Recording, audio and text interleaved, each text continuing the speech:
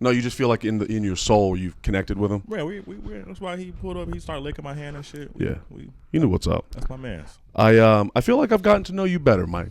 I'm Mike. What the fuck? Fucking up already. Doesn't know me at all. Yeah. No, for sure though. I agree. I think the first time we talked, I was getting a general sense of you, and then we had a conversation at Lincoln Lodge. We also have to talk about the dinosaur. I will not let that go. Okay. So let me write that down. We had a talk at the Lincoln Lodge, and you just started to make more sense to me. I love it. Why are we filming? Yeah. Okay. Why do you think that? What do you think happened in that night where Dave Bradley started to make sense to Aaron Chase? We just had I think we just had more chances to talk without interruption. So yeah, I think that's pretty much it. Just we've had a chance to really just talk and exist as peers in this comedy scene, you know, not on the same show, but just in the green room or just outside talking, or you outside playing with your little speaker on your hip and shit. And I hated it so much, but I accept you for who you are, bro. Okay, that's beautiful. And I accept you for who you are. Thank you. There'll definitely, I'm sure there will be points of contention in this discussion, but that does not mean that I do not care about you as a person. Oh, bro, trust me. Yeah, I disassociate from all of it. So we are good. We can disagree and still be friends. We can agree and be enemies. So I don't think it's that's interesting. I don't think it's mutually exclusive. No, I think let's start off light. Cool. Yeah, let's do it. Let's start off light. Let's start with the anime. It never does. It never starts off light. I beat you with it's like, so what happened in the Cold War? I'm like, oh, okay, well, let's bring up the KGB and all that. Let's do it. But go ahead, bro. So you hate everything across the board except for your children, your family, and your career. Sounds right. But with anime specifically, can we describe? If I understand correctly, it's kid shit. It's not. No, it has nothing to do with kid shit. Okay, what is it? I don't. So there's no context here. But so remember when we were at Bar 10 and you were saying how you don't want to be grouped in with a certain group of people because of how they act in the world. There it is. People who are like, most anime like nerds act the same way, one way or another, and I'm just like, I'm cool, bro. Like, I don't hate the art of anime. It's the people that enjoy it that I don't like. I hear you. So the proper derogatory term you're looking for is called a weeb. Do you know that word? No. It's WEEB. Is that a derivative of dweeb? Maybe. It comes from I believe it's a Japanese term called weeaboo. Okay. Which is basically a derogatory way to describe an American that fetishizes Japanese culture. Okay. Yeah, weeaboo, weebs. Okay. So if you want to, on stage, if you want to get an anime, you weeb ass. Nah, I just call them nerds, bro. That's... You're like an 80s bully. Yeah, I gotta get them where it hurts, bro. Weeb, like, nah, no one else will understand the hatred unless I say nerd. Okay, that's fair. Now, I don't mean nerd in the bad way. Would you be willing to consume some anime if I give you a not an ultimatum, a deal?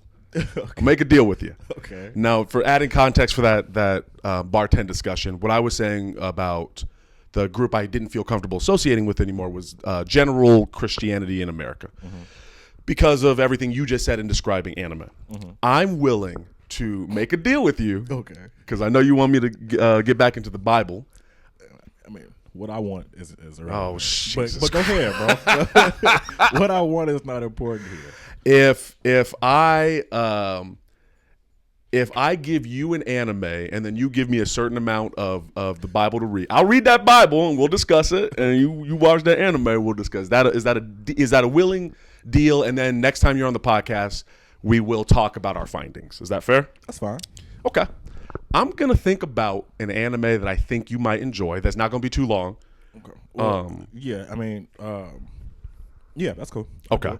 The let me get a sense of you. So like when you do watch movies or TV, what genres do you like generally? I like crime. I like murder. I like suspense, Okay. thriller, psychological, shit like that. About it, or comedy. But Okay. but that's pretty much it. Okay. Then probably there's 4 seasons of Attack on Titan. Okay, I can guarantee you, I will not watch 4 seasons. You do not need to watch 4 seasons. I will make a deal of 1 season. Seasons. Just 1 season? Seasons crazy. How many books of the Bible do you need me to read? I don't need you to read the Bible. I just want you to pray. Oh, I do that already. No, but to God though. Yeah. Like to Jesus and God though. Yeah. No, I don't Okay. think you do. Let's have that discussion. I don't think you do. But I think that went back to the my philosophy of those little details to me are not what is important. To me, it is the grand picture of it. Okay. So I hear you. I think what your request, you're basically making a distinction between maybe the difference between prayer to I believe it's the Abrahamic God versus meditation in a Buddhist way. Like there's a distinction there that you're making. Why do you feel that I should pray in the way that you're describing? Why do you think that would be beneficial? Because it is. The Bible will tell you so. If you when have you tried it? As an adult. As an adult, I think that's tough because I do pray, but I don't think of it in the same way. So it's hard to. So when you pray, at the end of your prayer, what do you say? You be like, "All right, I'm done. Thanks." Like, what do you say? I don't have you know what? Oh shit, deaf culture. I do this. And in sign language, it essentially ends a prayer. It means amen, essentially. Okay. It's a wrapping up of what you've tried to express. Okay. Yeah. So you give yourself a dap, and that's the end of the prayer. Yeah, I'm like, hey, man, I know you can't physically do this right now, so good shit. This is what it is. Thanks a ton. Is it what for yourself? Why I understand. Put this on my own words, and then we'll see if we're on the same page. For sure. Because you believe in the Christian God, and because it says to evangelize. I know you're not doing it in the way that I'm particularly not a fan of. For sure. To spread the word, your intention with wanting me to pray to that specific God is because of that, because that's what it says in the Bible, and that's what you believe. I think I want you to do it because I think it'll help you. In what way? Every way possible. Okay. Can I get some more specifics? Peace of mind. Okay. Even if you feel you are a peaceful person, which I would assume maybe. I'm getting there. Yeah. There you go. I think it would just help you on that journey of peace. What is hindering you from being there? Hindering me from being in a place of peace, or hindering me in a place of praying to that particular Peace.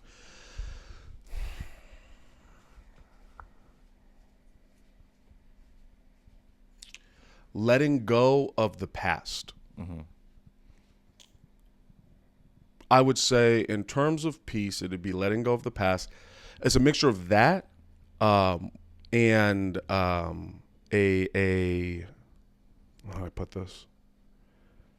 A reframing of how I personally approach life. So for me, letting go of the past is the general traumas, the racism, the violence, the bullshit, the all of that. Which I've slowly, as time goes on, you just naturally kind of forget anyway. It's something you can naturally let go of if you reframe things. And then what has also been bringing me peace as of recent is another type of letting go. I know we talked about this a bit, but I would say, or maybe we didn't, I don't know. But after the most recent election, I was like, oh, okay. Feels good, don't it? Yes and no. Why no? No, because it's a lot of people are gonna have to learn hard lessons. And because we are a group, we are a nation, me and the people I love are included in those hard lessons that those other people need to learn. And so the way I'm approaching it now is I protect me and my people.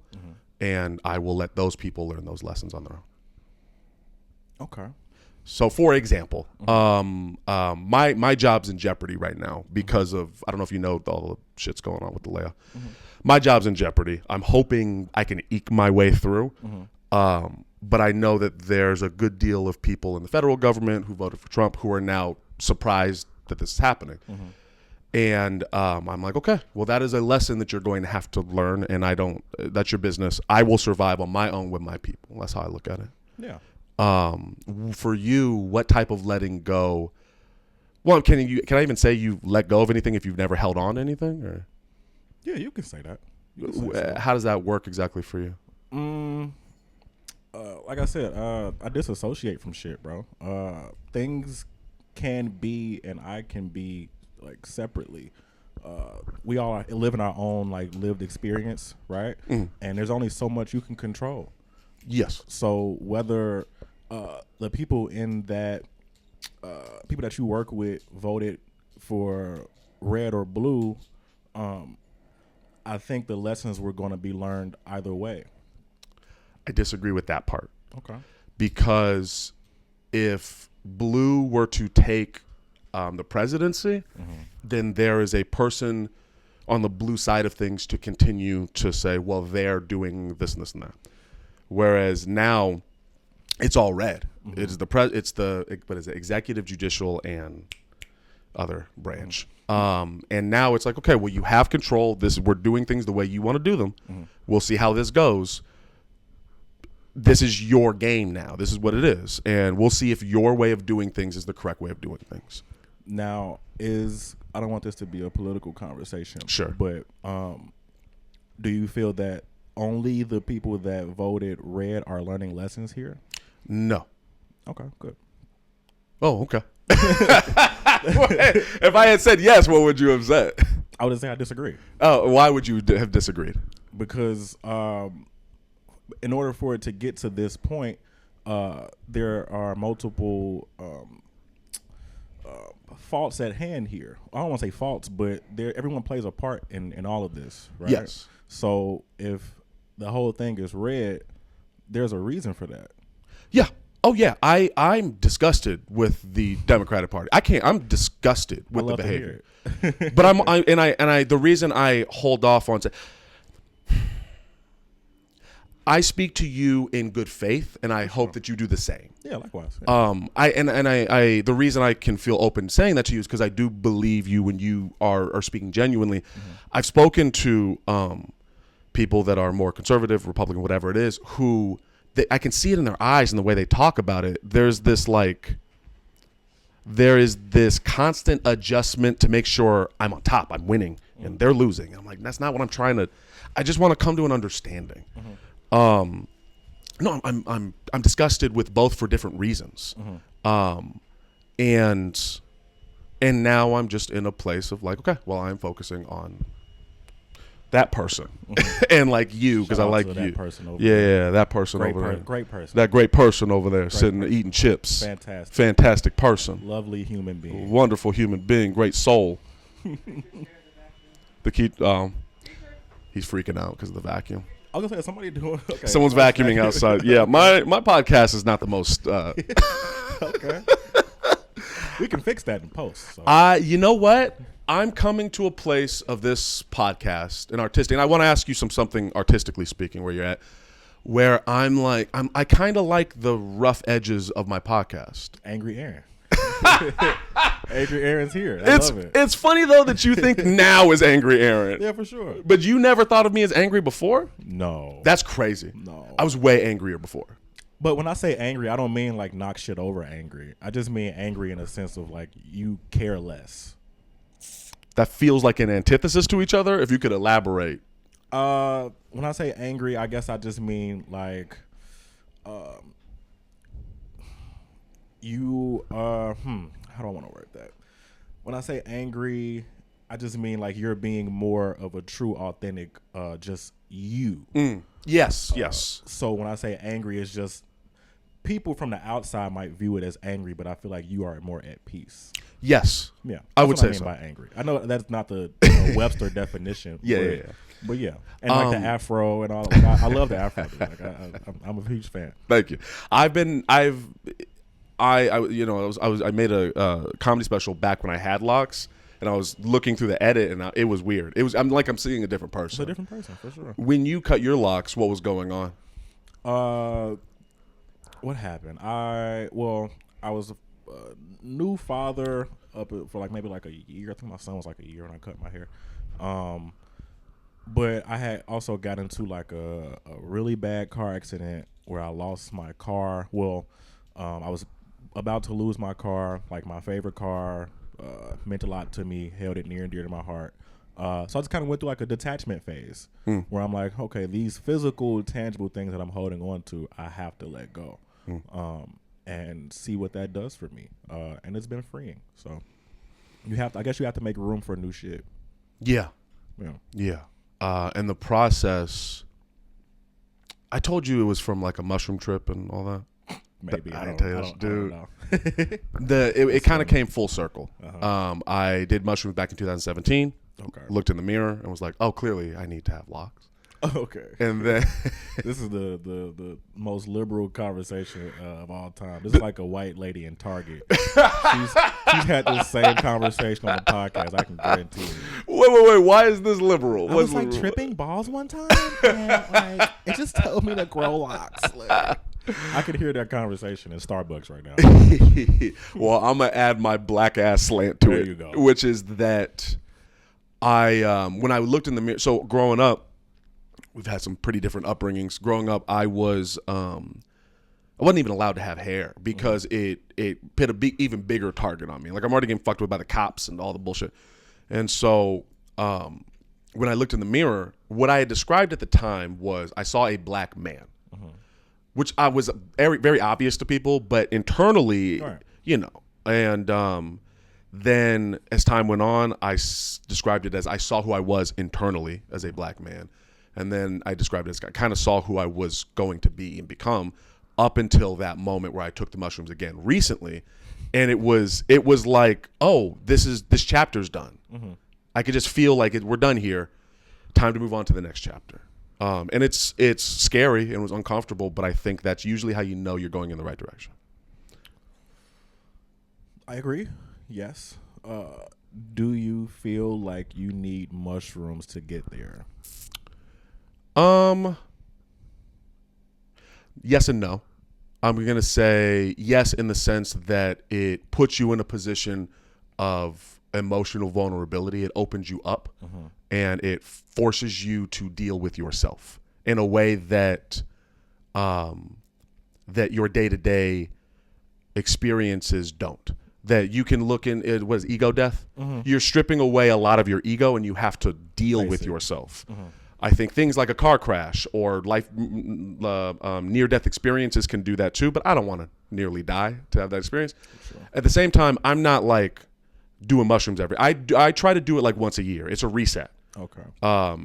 Because it helps me, it reframes things for me and it reminds me to take a look at myself and figure out where I am in this moment.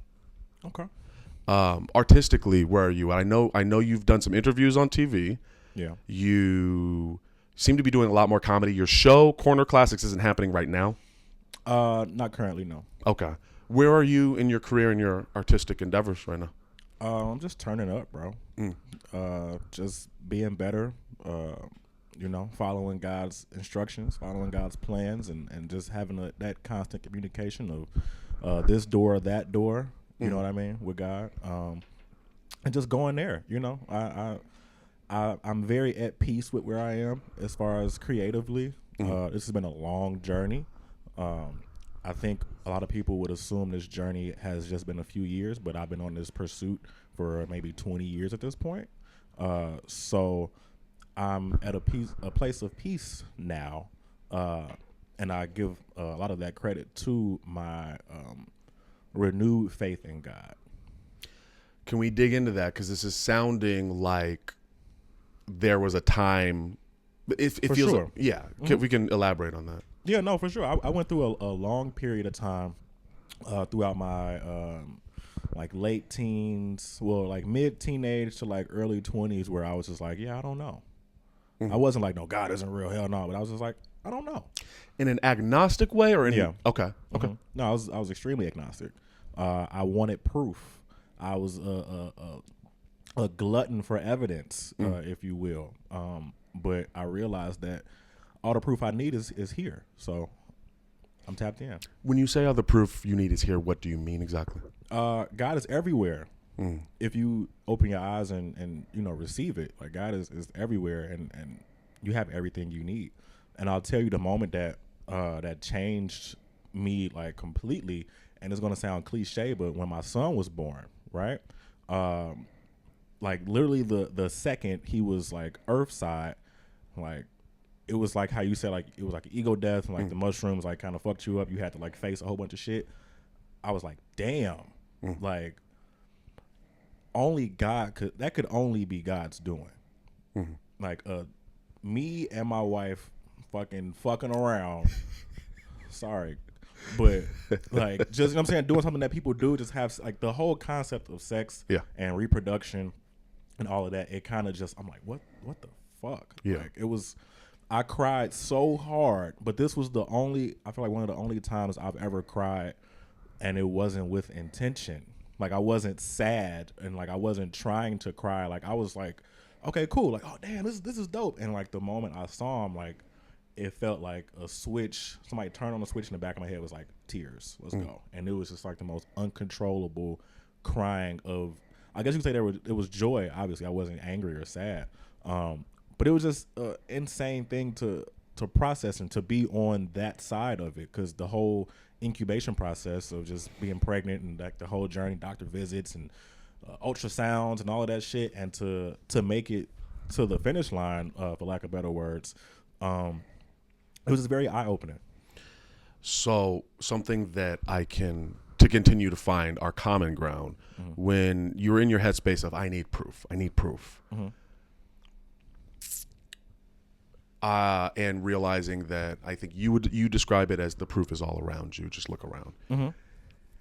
For someone who is hyper, and this gets on my nerves, for someone who's super fucking hyper analytical and can only think in numbers and binary, that's something you don't know how to. It's a feeling that you kind of don't know how to describe. And it is. Are you referring to yourself? I'm referring to myself. Okay. That for me, it's a feeling. It is an all encompassing. What the fuck is all of this? The data. What do you mean? Like you said, like the analytics, like you're very analytical. Oh, no. My apologies. No, I'm separate from the analytical person. I can be analytical. Okay. I can look for. I need proof in certain contexts. But when it comes to spirituality, was the cat doing cat shit? Looking at the cat. He's doing cat stuff. Yeah, in terms of I need proof and data, and I'm like, can you let go of that for a second and just embrace what all of this is crazy. Yeah, but no, I feel like there's plenty of proof out here. Like, but you look at it as analytical proof. Like your son being born, I think it's fair to say that is a spiritual proof, but not an it's not a numbers proof. Correct. That's the distinction I think I'm making. Oh, okay. I understand what you're saying. Right. I don't think that God can be quantified. So if you're going to be analytical about it, you'll never get the message. Okay. And this is not, again, speaking in good faith and trying to connect here. You said God can't be quantified. For me, when I hear this is the religion you need to follow, I think you're trying to quantify God. I would disagree. Okay, I'm listening. Let's see. How do we go about this? When I say quantify, I mean like there is no. You can't Google like, okay, what does God look like? What does God's voice sound like? Like it will be different for different people. But if you are of a certain faith, I would say, I mean, I've never read I don't know The Quran. No, I've read the Quran. Okay. But what do like Japanese people believe in? I don't know, like Hinduism or something. A lot of Japanese people are Christian because of colonialism. Okay, so. maybe Chinese people. Okay, who? What? I want to say that's Hindu. Is it Hinduism? I'm gonna sound ignorant as I don't know. I mean, it's cool. We on the journey. Yeah, we're on the journey. Out. Join the journey podcast. Yeah. But no, so from what I do know, part of my ignorance, most faiths that are based around God will tell you to spread the message. So if God is telling me to spread the message of everything he's done and everything he's doing, I don't think me telling you like, yo, this is what we're doing, I don't think that's trying to quantify God. I think that's just doing what God tells me to do. It just makes me an obedient student. Servant and yeah. So this is under the assumption that this is the correct God. Yeah. Okay. That's where faith comes in, though. Yes, right. And I think that for me, when people, I don't want to use the word quantify because that's not how you're describing it, but when people say, I'm following God's word, I'm following the Bible, I'm like, cool. When someone says, I'm following Buddha and I'm following the Buddhist, cool. Hinduism, Quran, whatever it is, cool. To me, I like visuals. If this is Christianity, this is Quran, this is Buddhism, whatever. And this is atheism. I think atheism is a type of religion in and of itself at this point. For sure. When all of these groups say to me, don't worry, buddy, you need to be atheist because this is the right one. I know it for sure. I have the analytics. Well, no, you actually need to be Buddhist because Buddha did such and such. Well, you need to be, and I'm like, man, the way I look at it is like, you guys are very confident. You're very cocky about something that is so fucking unfathomable. So when I put my faith in God, but it is God, Jesus, all of it, and it's very hard to describe because it sounds wishy-washy, but I mean it in the most sincere way. Like, to me, I don't know, and I think that's beautiful. I think that's where my faith comes into play, where I'm like, I know there's something.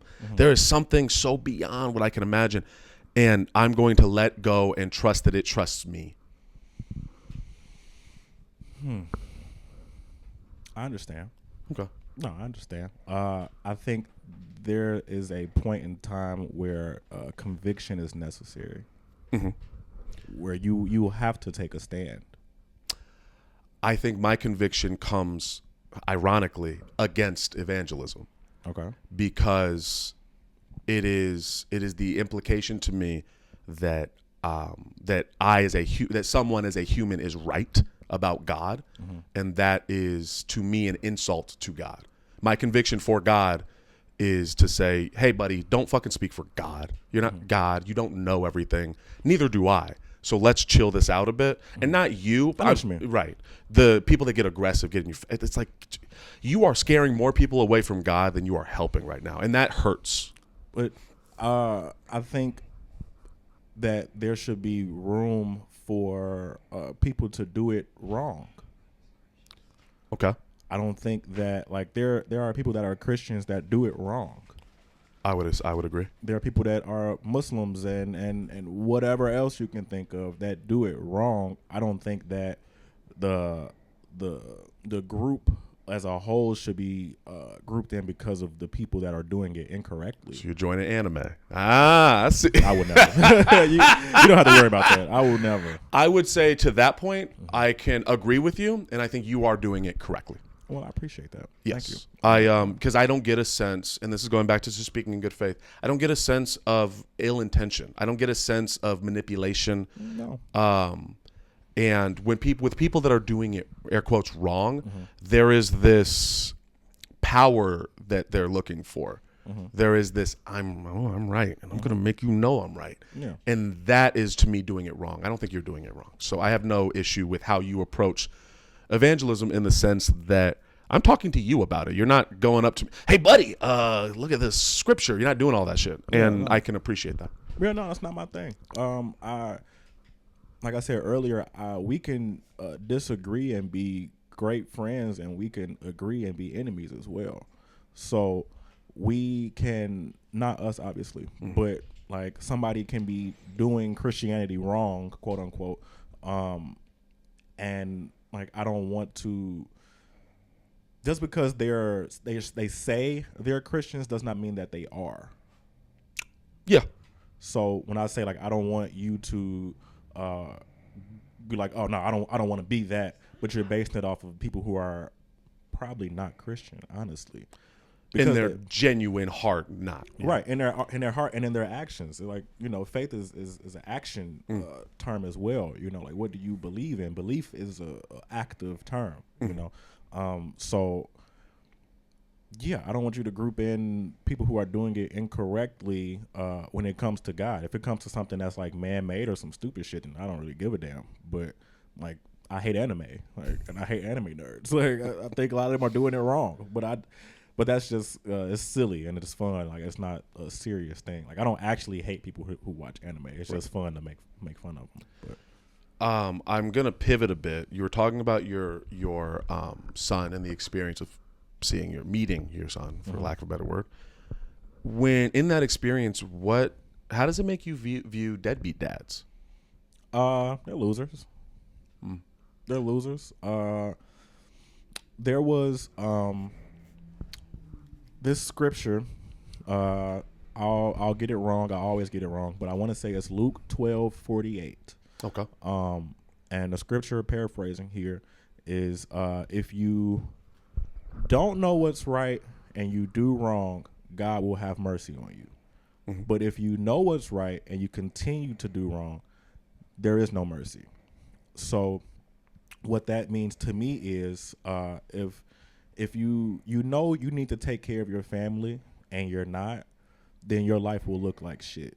Whether it's visibly looking like shit or just internally or within your soul or whatever, like, you're going to go through hell. We're all going to go through something. Like, life will never be perfect for anybody. But for me personally, I know that if I was to not take care of my family, there will be extreme hell to pay. So when I see people who I know what's right and do what's wrong, it makes me feel disappointment, anger, and just like, what the fuck are you doing? Like, you need to take care of your family. Obviously, you created a family, but I think that all goes back to procreating with people that you love and care about, and having God as a foundation is important as well. But for the one who does not know and does things deserving punishment will be beaten with few blows. For everyone who has been given much, much will be demanded, and from the one who has been entrusted with much, much more will be asked. You got it. Preach. Yeah, amen. That's like probably my favorite scripture, because I feel like it encapsulates just my experience and just how I view the world and why I try to stay on the right path. Because I just know God tells me all the time, like, okay, you want to fuck off if you want to, there's hell to pay, figuratively, literally, spiritually, all of that, and I just don't want to find out.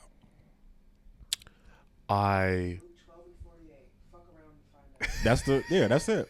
Let's fuck around and find out. So it's like people, like I said, if you don't know what you're supposed to do, like, and you do wrong, God is like, okay, you didn't know. Like, I can't fault you or be mad at you. Like, people are like, oh, well, will kids go to hell? It's like, no, if they don't know. Like, there's mercy for children, because children have no idea of who God is and what God is. So there's mercy for them. Like, you're not going to, if a 3-year-old dies, they're not going to go to hell, right? Because God is like, bro, you didn't know. But that would be unreasonable. It doesn't make sense. Like, but if you're a 35-year-old who people have been telling you your whole life, like, what to do, and you're like, it's like, okay, well, you knew.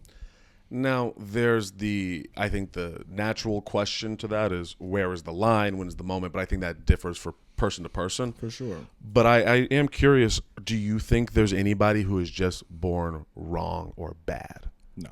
Interesting. I asked that because of... Because he is and Aaron ain't shit. You were born wrong? It's fucked up, bro. It's fucked up. I fixed it. Don't worry. I don't know. I did it on my own. We getting there. Yeah. There's trying to figure out how to word this because part of it's confidentiality. Take your time, bro. I'm an interpreter, Meaning? American Sign Language interpreter. Okay. So I work with just deaf people in general. My specialty is kids, but I've worked with deaf people across the board. And some of the stuff I've seen is pretty horrific. Mm-hmm. And I'll just give an example. And let's be clear, I'm not talking about anybody I've interpreted for, so don't get me in trouble with the ADA. You don't have to clarify, bro. It's okay. Oh, I do, legally speaking. I'm not getting in trouble. I'm trying to keep my job. Don't say any names. Yeah. It's cool. Don't do that.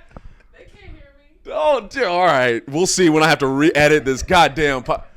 We'll talk about it at the. Do you know? I didn't hear what she said. Oh, good. Then we don't even need to. We can. I feel like I heard what she said, but we'll get there. Yeah, afterwards. we'll get there afterwards when the. God damn it! I'm too far away. No one can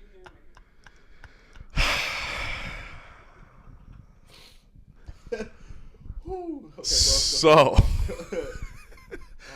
There was, I want to say like a 5 or 6 year old maybe, who, and I know this is not a one-time thing, this has happened, like a 5 or 6 year old murdered a like 3-year-old, like cut him up and threw him in the forest and all that shit.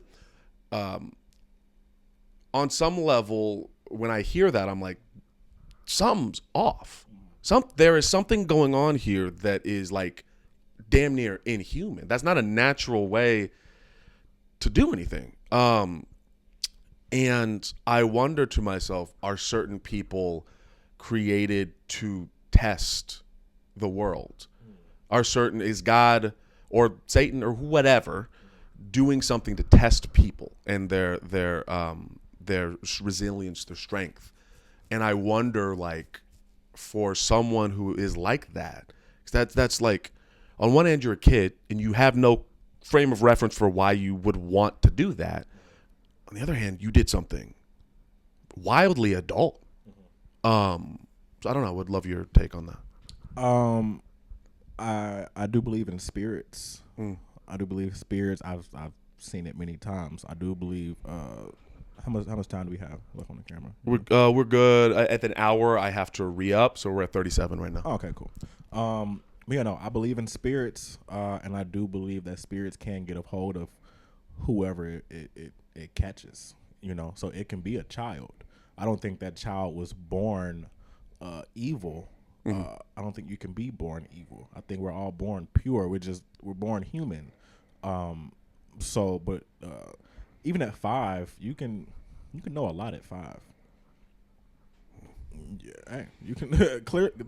You just told me about a story where that child, that a spirit got a hold of that child. I would believe. I don't know the story completely, sure, but I've seen good people turn or do evil things because of spirits and just dark energy that can get a hold of them. When you say get a hold, are we talking like exorcism type of get a hold, like literally controlling their body and mind, or what do you mean by that? Mind, yes. I won't say body, but because I think we're in control of our body, but I do think that a spirit can get a hold of your mind. It could be a good spirit, bad spirit, whatever. I still think the human is controlling the body, but the brain or the spirit within the brain might be being controlled by another entity. Okay. Now, to take it less spiritual, more science, could it be someone who just is has a personality disorder where they're literally like a sociopath. They don't feel empathy. Like I've met adult sociopaths and psychopaths, and they don't. They don't. They literally cannot wrap their mind around empathy. Where would that? And that is a more scientific approach to it. Where would that fall in line for your spirit? Do you think that is also a spiritual thing that is happening and now we have justified it through science? Or do you think that's something else? I think science is important, right? So I do think that science does play a role in that. So someone being a sociopath, but I think there are more factors than I was born a sociopath. I do think diet matters mom can be pregnant and just be feeding the child fucking red dye number 5 for 9 months, and in turn the child's brain is being developed into something completely different than it's supposed to. And then in that way, now it's like, oh, they were born this way, but there are many other societal and internal factors that can make a child or any human being turn a certain kind of way. I agree, and I would imagine we can both agree that God would take those factors into play. Well, for sure. Do you think that kid would, because I'm assuming you believe in a binary heaven or hell. Mm-hmm. There's no purgatory for you either? No. Purgatory, okay. Just like you're just sitting around, just hanging. Meaning, if I understand it correctly, the concept of purgatory is the gulag. You're there almost repenting for what you have done, and you can get to heaven, or you can fuck up even more and go to hell. I think that's the concept of it, but I could be wrong. Then no. Okay. If based off of that, no. Okay. I think that's where we are here. Earth is purgatory.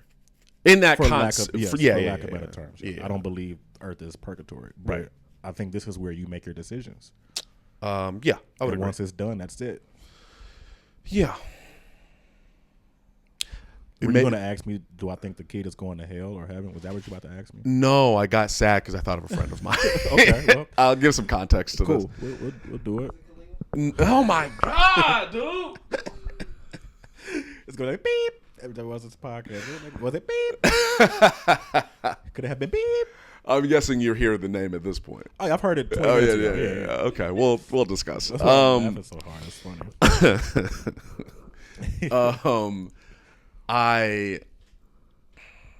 That what you said there was very poignant. That to me, that this is your time to do it, and yeah, I think God gives us free will for that reason. Right? I think a lot of people are like, oh, well, God knew I was going to do this. God knew I was going to do that. I disagree.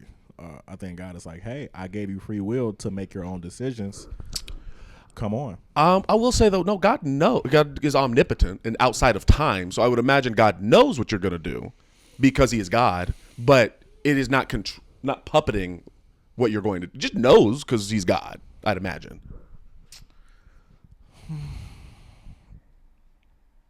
No, I disagree. Really? I think that's the point of free will. That you do not believe God knows what's going to happen. I mean, if you say it like that, yes, God knows what's. I guess God has his plan, but your humanness can change that. God can have a plan for you to be the president, but if you kill somebody when you're 12, it won't happen. I don't think God knew you were going to kill somebody when you were 12. Really? No, I don't think so. Oh wow. This might be I think the first time in this conversation we truly fundamentally disagree because I believe that. Oh, thank you. I appreciate that. Get out, creature, biter. You got it. I think that we experience time linearly. I got you. And that God is outside of time. Mm-hmm. And so by being outside of time and being all-knowing and omnipotent, you know from the very beginning, to the very end and everything in between. And I think that allowing people to have free will and just this is your time to be whoever you are. Mm-hmm. I don't think that God is like, okay, here's what I'm gonna make you do. I think it's a boom. Here's your time to make choices and hang back. As a dad, how old's your son? 3. Oh, okay. When he's like 16 and he's doing dumb 16-year-old shit, you as a dad can sit back and say, don't do this, don't do this, don't do this. Oh, you doing this? I mean, I already know what's going to happen if you do that, but your choice to do that is how I think God would approach it in my own way. Okay. I'll ask this, and we can wrap on that, or we can keep talking. I have something else. Okay. I want to talk about the dinosaur costume. So. But no, so Do you think that, based off what I'm gathering in my Aaron voice, what I'm gathering here is you feel that God knows whether you're going to go to hell or heaven when you're born? Before you're born. You believe that? Yeah. Okay. Yeah. Okay. Okay. I disagree, but okay. All right. I guess we've. I think that's where, because if God knew, then what is the point of the free will?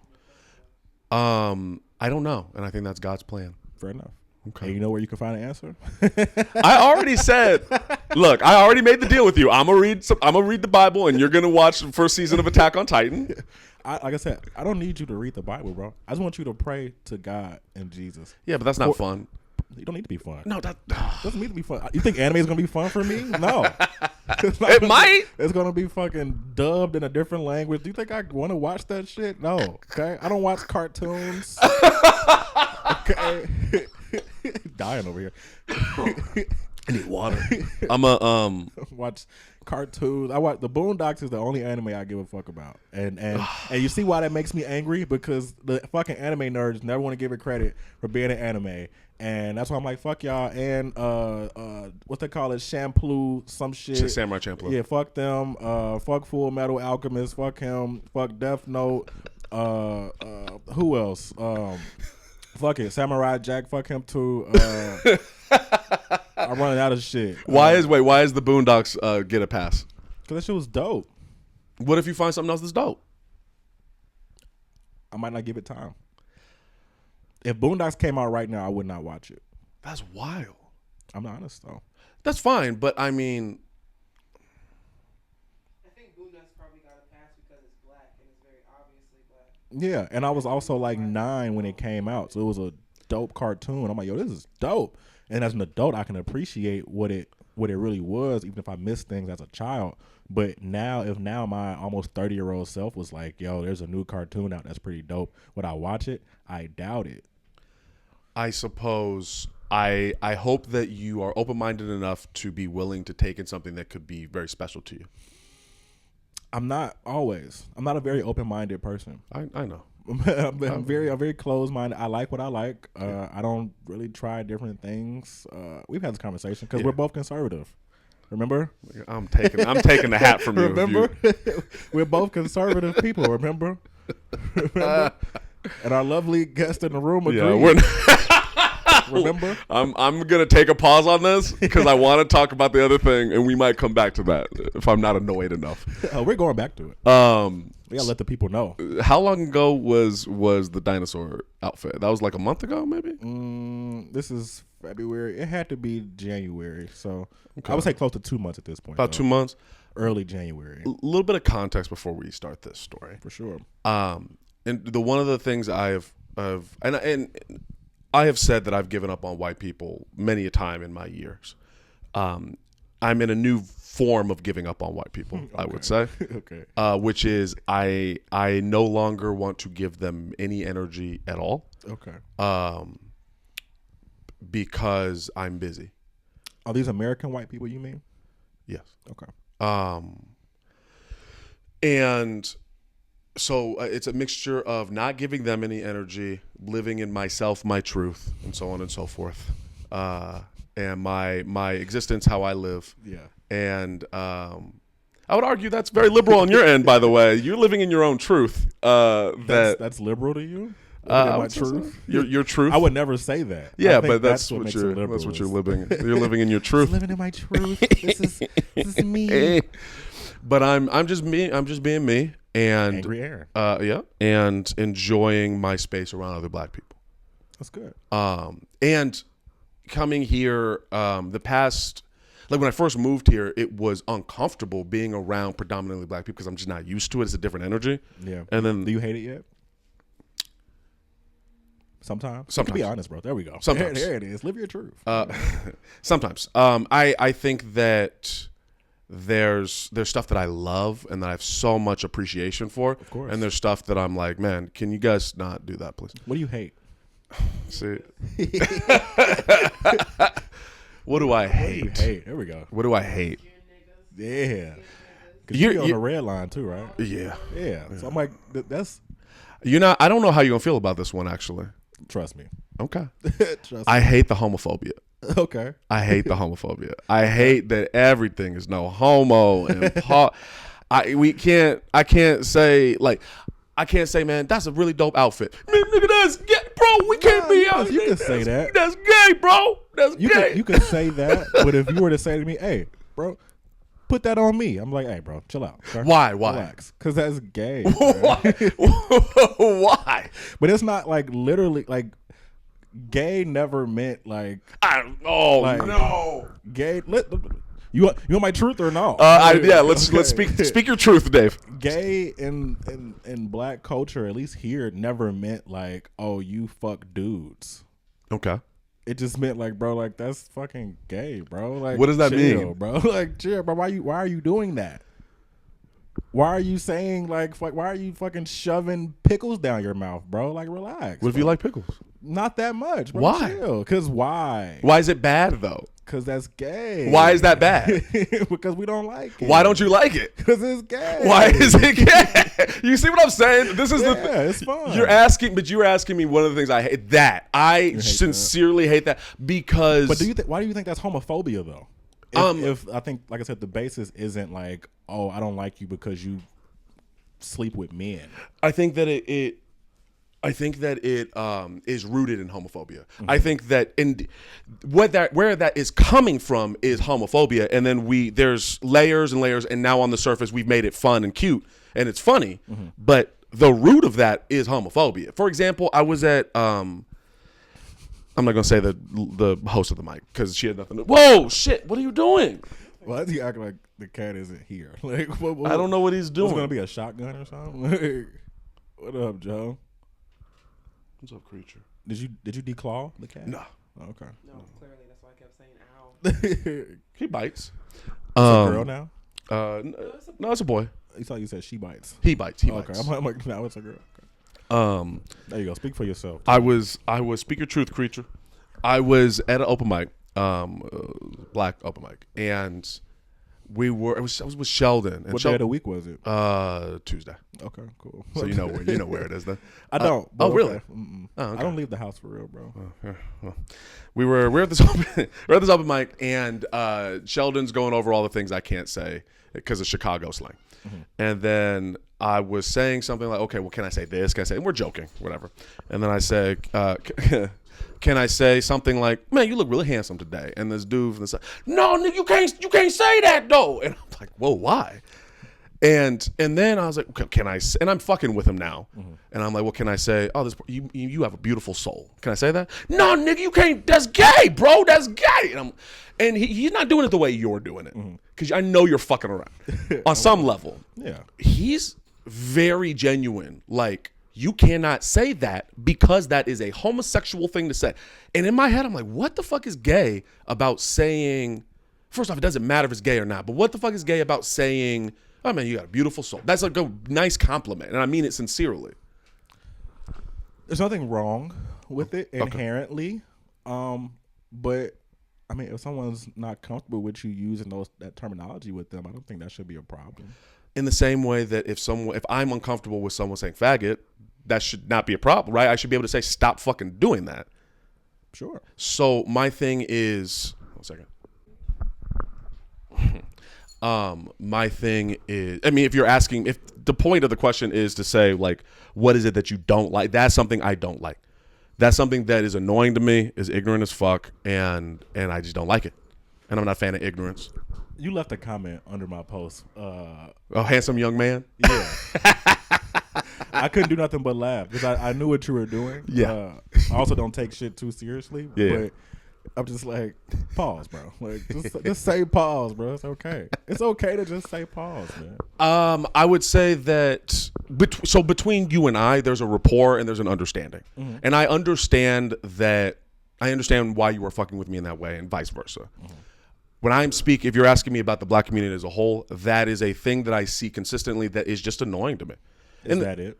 Essentially, it's like it's annoying, and I'll survive. Like whatever, this is your business. This is how you speak. This is how you do things. But this is a thing I don't really like. That's the only thing you hate about black people? No, there's more. Okay, give me more, bro. But why is that not sufficient?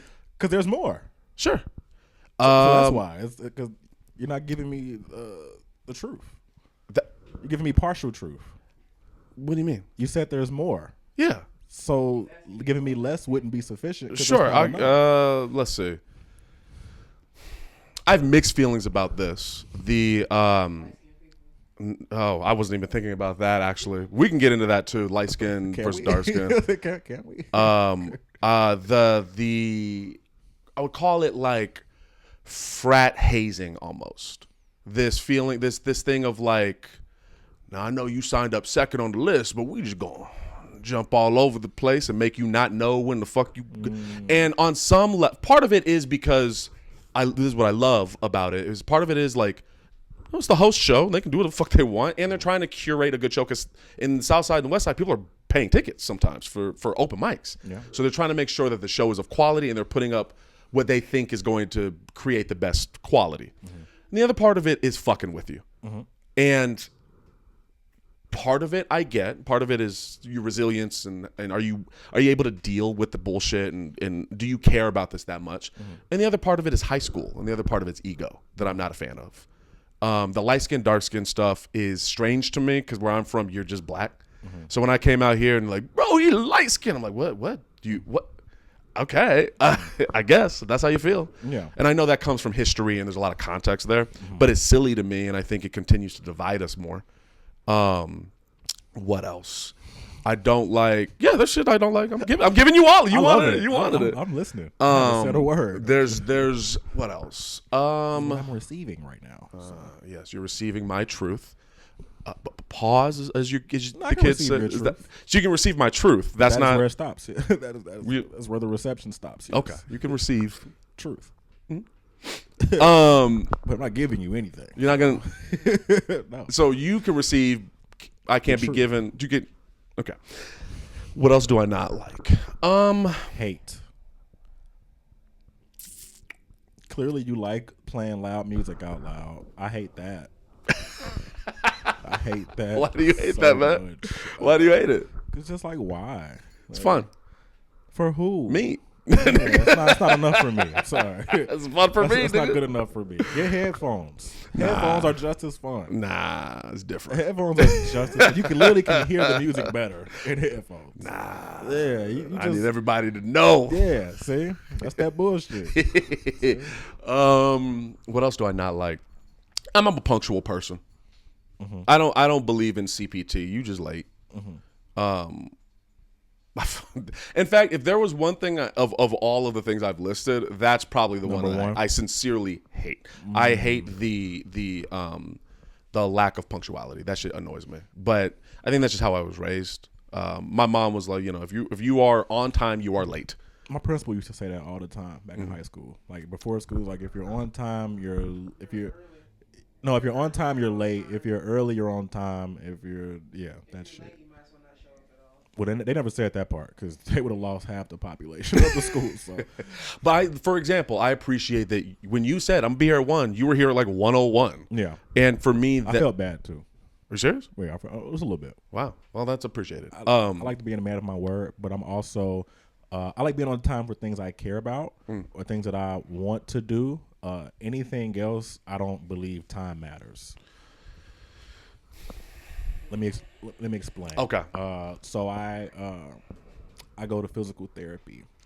Right. My foot is broke my foot in a few places, tore some ligaments. Foot's fucked up. I went to therapy. Normally I go in the morning. I went in like the late afternoon, and they were like, "You're late." I'm just like, I show up when God tells me to show up. Like that's just I move on God's time. I don't use an alarm clock. I wake up when God tells me to wake up. This is true. These are not jokes. Like I don't use an alarm clock in the morning. Like okay. I wake. Hey, if God says 6:55, I'm up at 6:55. If God says, I also have a toddler, so it's also contingent on when he wakes up. But prior to him even being a person, it's always been that way. It's like, hey, I wake up when I want to wake up. If I get to work 30 minutes late. I'm late by your standards, but by God's standards, I got here when I was supposed to get here. If I left out the house 20 minutes earlier, my life could have been over with. Who knows what would have happened? As long as I showed up, I'm where the fuck I need to be at. Okay? Don't worry about fucking this clock and shit. Okay? Look, the clock is irrelevant.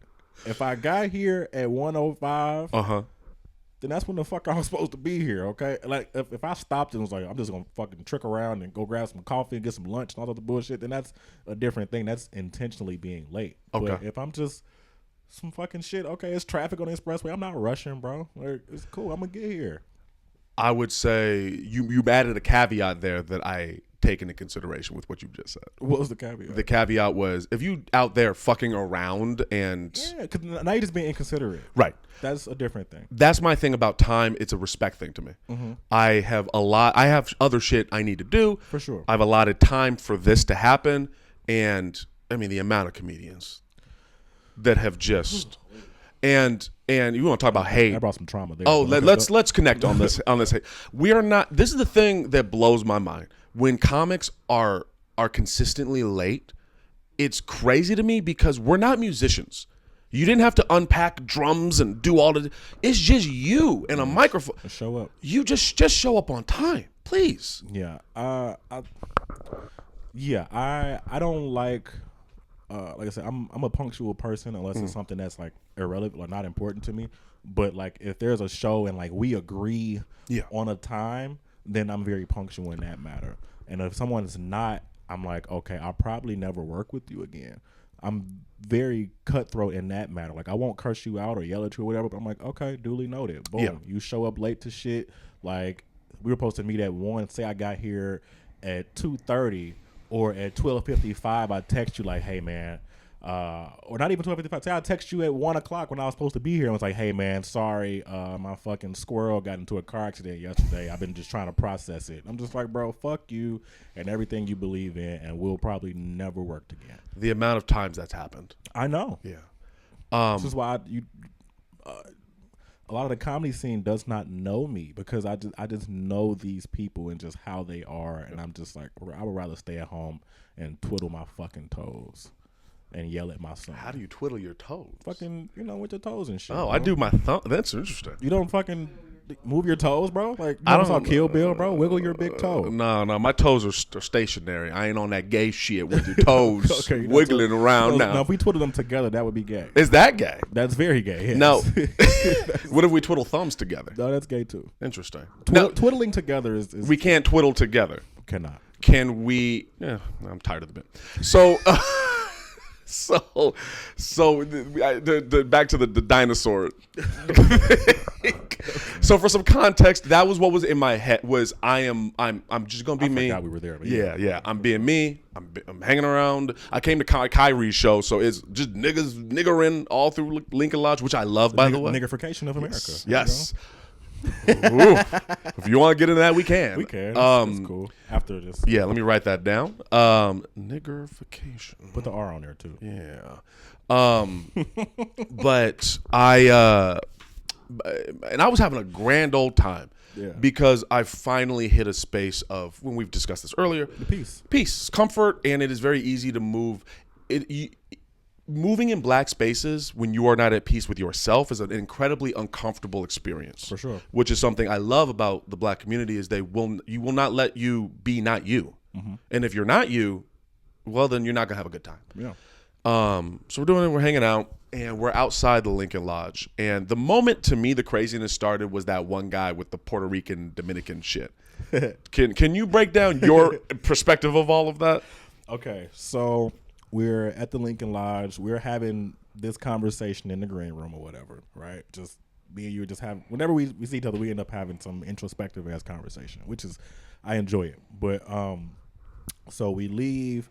You're outside with your fucking waist. I'm getting jiggy with it. Speaker, listening to Isley's Brothers, and I'm hating every second of it. We're outside. We're just enjoying the night, right? And we're partaking in recreational legal drugs, weed. Understand? I don't do anything else, so we're doing that. and we just chilling. And I guess the show was over. Ty Riggs, shout out to Ty Riggs. He starts doing cartwheels in front of the Caucasian women across the street. Yeah, some coonery. it was he said that. Okay, he was cartwheeling though. He did about 3 cartwheels. Yeah, because y'all was like, that wasn't good enough. I'm like, bro, please don't do another cartwheel, bro. Please, no more. You hate cartwheels too? I hate shows. I hate spectacles. We on a busy ass street. He doing a cartwheel. I'm like, bro. Like I'm very like, please. I don't want to be seen, bro. Like, I only want to be seen when I'm on stage. Any other time, I don't want to be seen. I hear you. But yeah, so Ty Riggs is doing cartwheels. It is just hilarious. Okay, the moment was funny. And then there's people just outside talking, chit chatting. I forgot who I was talking with, but it was very calm and casual as all my conversations go. But you were speaking to a gentleman. I did not hear the conversation that was going on. I saw y'all talking, but everyone was speaking to people. So I'm like, okay, he must be a comic I don't know or something like that. Like I had no interest of introducing myself. So fast forward, I guess the conversation got weird. Anyway, fast forward, we're walking. At this point, I'm lit. I'm having a good night. I'm like, cool, this is great. It's 1:00 in the morning at this point. At earliest 1:00. So we're leaving. I'm like, cool. I'm gonna drop off Tiny, Kyrie. We'll drop them off. Cool. And as we're walking, I have my glasses on too. I don't wear glasses except for fashion. But hey, look. Okay. Do I wear hats to go to sleep? No, this is all for fashion. I see that Indiana Jones You ass. feel me? This is 50% off. Okay. But yeah, so we're walking and we just laughing, having a good time, talking about what the fuck was just happening. And can I add the context to what my conversation with that guy?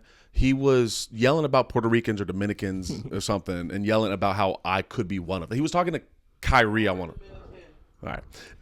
And Kyrie like passed the crazy hot potato on to me. I didn't realize that was happening. So when I'm talking to him, Kyrie. Yeah, he's talking about race and the politics. And I'm like, I don't want. And then he was like, well, what race do you think I am? I'm like, I don't white. I don't know. Well, I'm not white. I'm actually such and such and such and such. And I was like, okay. And I asked him, is this you? Like, are you drunk? Are you high or anything? He's like, no. I'm like, oh, okay. So this is just you. This is you. And I was like, okay. Well, it was very nice to meet you. And then I respectfully removed myself. So for some context. Good. Yeah, no, I didn't hear any of that. But so as we're walking,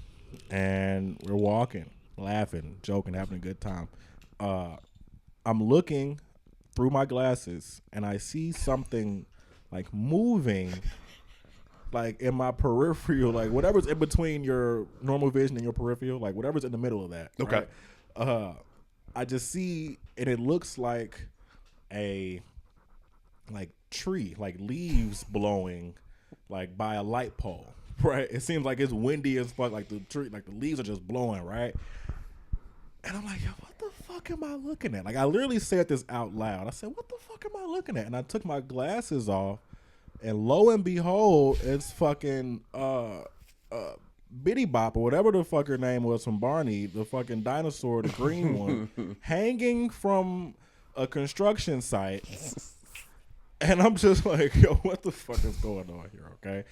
And the guy, he's just in the street. He gets off the light pole. He's just yelling, rah, just in the street.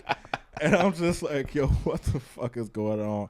And at this point, even prior to then, I'm like, okay, I just want to go home. Mm-hmm. And then once I saw that, I'm like, this is why I should be home, right? Guy, I guess him and his non-dinosaur friends are attacking people. They had nothing for us, 5 black people or whatever. They had no interest. They left us alone and bothering us. Yeah, smart on their part. Very smart on their behalf. So yeah, Dinosaur Man is in the street saying "rar." I do have video. Can you send that to me so I'm gonna put it? Yeah, I do have video of that. That's why I record everything. So yeah, no, that was insane. And then after that, the Cuban guy, whatever he was flirting with you. He was Is that what he was doing? Oh yeah, he was talking about his hips and shit. He was like, oh yeah, I'm saying we We can go dancing, man. You know what I'm saying? My hips work. All got crazy shit. I'm just, and the whole time I'm like, yo, you gotta pause all this conversation, bro. Like, all this conversation. If he's like, man, let's go dancing, man. Like, nah, that's gay, bro. Yeah, that was a wild night. And then so afterwards, right? So I dropped Tiny off and I'm dropping Kyrie off, and he like, bro, can we stop at the like the fucking? Oh, I wasn't around for this. Okay. No, this is new information. So we're on the west side. I'm not from the west side, so we stop at I call them link car stores, right? It's like a drive-through. You can go and get nachos and cheese. You can get fucking toilet paper. You can get Swishers. It's like a gas station, but a drive-through. Okay. But it literally has a link card on the banner. It's a link car store. So we go to the drive-through, and at this point, it's like 2:00 at this point. And the guy, Arab guy, that works there, he opens the window, and he's like, "Hey, what's up, gang?" And I just like spit laughing, like just I could not control my laughter, and the guy got so angry. And Kyrie was just laughing. He was like, "Bro, I've never seen someone like literally get laughed at in their face." And the guy, he was like, "Hey, if he wants something, he can't have anything." I'm like, "Bro, I don't want anything, bro. Like, I want nothing from you, bro. Like, you could have just said, 'Hey, what's up, guys, fellas, anything, gang.'" I'm like, "Okay, you want me to laugh at you, so I'm gonna laugh at you." That was a wild night. I'll never forget it. It was a weird one. Shout out to Kyrie. I can only handle those types of nights in moments. For sure. Yeah, like Tiny's doing those nights every night. I don't know how she does it. Shout out to Tiny. Yeah. I'll have to get her back on. Motherfucker. I think that night was like, it was nice to be the black people in that group and not anybody else in that story. Yeah, for sure. That I think is, and I know we were going through the hatred of, but that is the love that I have. That is there's a camaraderie and there's an understanding and there's a sense of support in those moments that are funny, but also a little like, I don't know what's going to happen here, so let's make sure we are on our P's and Q's that you don't get when you are only. If this was Riverside, I either would have been alone and then all those white people would have done whatever those white people would have done, or they probably would start like fucking, I don't know, smacking each other on the ass or something like that. That's just like their fucking default setting is to play grab ass with each other. And I'm just like, bro, what the fuck? Yeah, that part I've never understood all that, but hey man, that's their thing. Yeah, well, that's very gay. There we go. Then we're back to this again. I think that oh, you know what it is? To make a comparison, and then I'm gonna ask another question, and then we're gonna have to wrap up because we got more shit I got to do today. But the way you feel about the anime nerds, okay, which is like you don't like it, it's annoying to you, but you're not gonna attack them for it. You're not. It clearly this is just a thing. You're gonna Naruto run. That's just what you're gonna do. That's your thing. Yep. You probably did that shit in high school. Yeah. At this point, I have accepted like, well, I'm not gonna change nobody's mind. And within the black community and what I perceive as homophobia, I'm not changing nobody's mind, and I do get positive things out of this community. So I'm just going to deal with the fact that I guess this is how y'all gonna do things, and take what I can get of the good of it. And that's my approach to it. And it's not a trick question. Oh boy. But so the perception of black people and how we are, whatever. Obviously we're not a monolith or whatever. But our perception in the world might not be savory, right? Would you agree? By others? Might not be savory. I'm gonna say I agree right now with the caveat. I may have a little bit of add to that, but okay. For right now, yeah. Just generally speaking. Generally speaking, sure. People have an issue with us for some fucking reason. Yeah, whatever. Yeah. And you have no problem calling yourself a black person. I do not. Okay. No trick question. Like I said, I'll let it meander in your brain for a while, and you'll be like, I see what he was saying. I mean, I see what you're saying now. That's it. Cool. Okay. You want to elaborate for Rachel? No, we don't have to elaborate. I mean, did she ask me to elaborate? Yes. Oh, you did? Oh, no, because his point of not wanting to be called or call himself a Christian was because of the perception and how they are in the world and how people perceive them. You don't want that connotation on you. Oh, I want to clarify that. Then.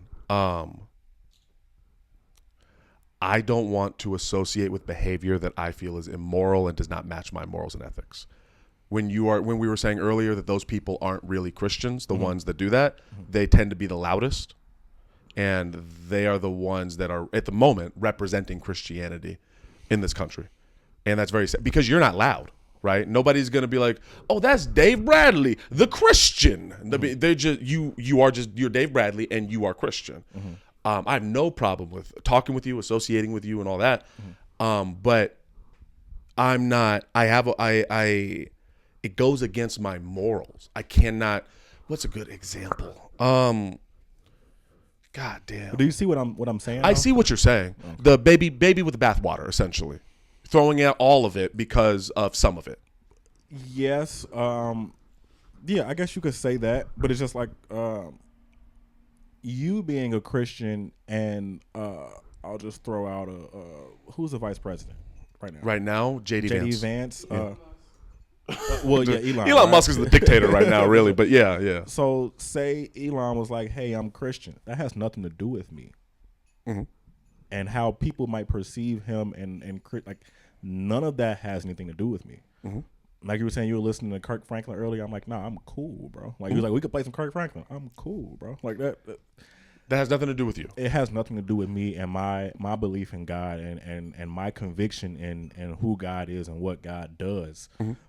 It has nothing to do with anybody else's perception of me as a Christian, as a person that believes in God. The world can hate me for it. It has nothing to do with me. I don't do it for them. I'm not a black person for other people either. Or with anything else you identify with. Like, oh, you like anime. I just told you I anime nerds. I'm like, So I'm not no weeb though. That's different. I don't associate with the weebs. How many animes can you name? That I've seen? Can you name? Probably about the same amount as you. I'm new to the game. No. You got an anime tattoo. No way. I'm serious. No way. I can name 5. I can name 5. You can probably name 20. He doesn't have an anime tattoo. Yes, I do. What? The ankle. Oh, that's anime? Yeah. Well, related to it, yeah.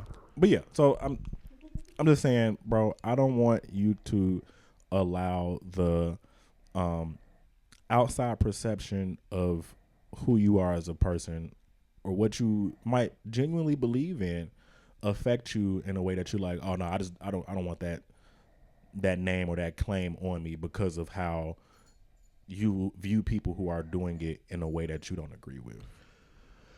I understand what you're saying, what you're getting at, and I appreciate it. And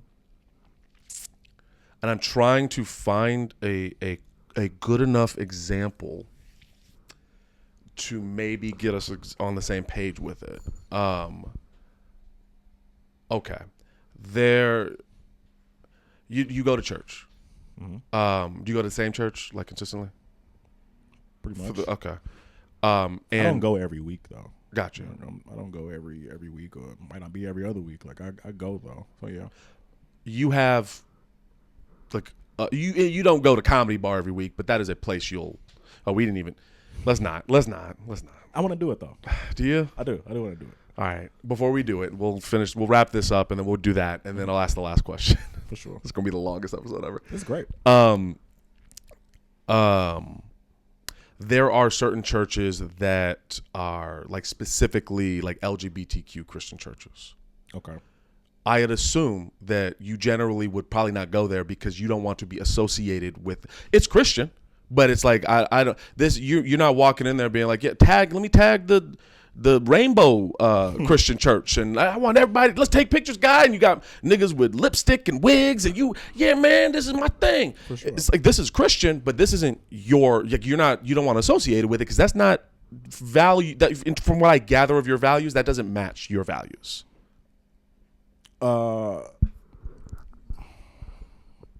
Yes, but I think it's deeper than that. But yes. Okay. Then I would say similarly, what you're saying, yes, but it's deeper than that. Right, but I would still say I'm a Christian. I wouldn't be like, oh no, well, I disagree with what they're doing, so I'm not a Christian no more. You see what I'm saying? I do see what you're saying, and that's why I call myself a believer Of God. okay, I don't know what to tell you, bro. Like that's I don't like.